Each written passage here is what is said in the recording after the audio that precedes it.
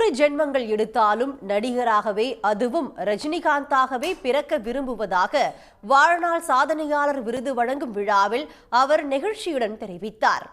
1975ஆம் ஆண்டு வெளியான அபூர்வ ராகங்கள் முதல் கூலி படம் வரை 5 தசாப்தங்களுக்கு மேலான திரையுலகில் கோலாச்சி வருபவர் நடிகர் ரஜினிகாந்த்.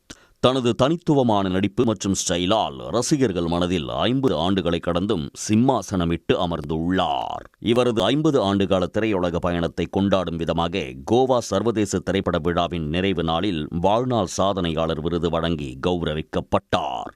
மேடைக்கு ரஜினிகாந்தை வரவேற்று அவரது திரையுலக பயணம் குறித்து வீடியோ ஒளிபரப்பப்பட்ட போது அரங்கில் இருந்தவர்கள் உற்சாகமடைந்தனர்.